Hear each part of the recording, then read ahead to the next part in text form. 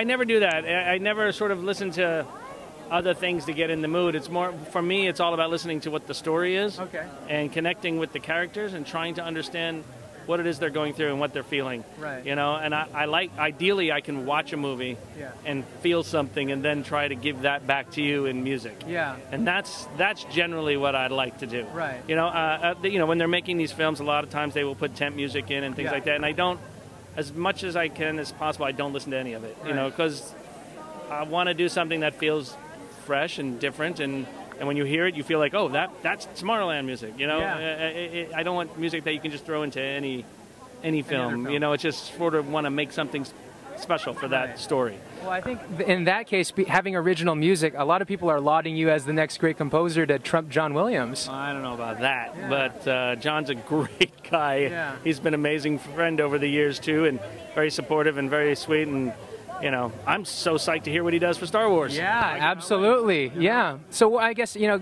walk me through, I guess, because people would like to hear like the process that you go through to create a score for something like this. How did you interact with Brad on a daily, or on the basis that you guys were in the studio? You know, Brad and I actually go down. I like watching him film. I like doing all of that. But for me, the real work starts when I get to watch a version of the movie. I watch a version of the movie, and I just go away and I think about it, and then I'll write. For this movie, I wrote like a 12-minute suite. You know, that sort of said, Brad, here's how I felt. This is how it made me feel. Does any of this resonate with you? You know, and then we go through that, and that's the beginning of it.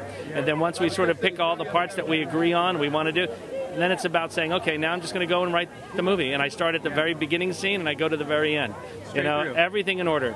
You know, that way I feel like the score will hopefully develop in the proper way. I don't like jumping in and out of order, doing things, you know, because then it just doesn't feel right to me. You know, I like it to feel like from beginning to end, like its own story. So if you listen to the soundtrack, you can pretty much replay the story in your head. That's the goal for me. That's what I loved about listening to soundtracks as a kid. Same here. Reimagining the story, because as a kid, I couldn't just throw a DVD in or a VHS because they didn't exist. You know, the only way to relive a movie was to listen to the score and imagine it in your head. So that's always been the inspiration to do something like that.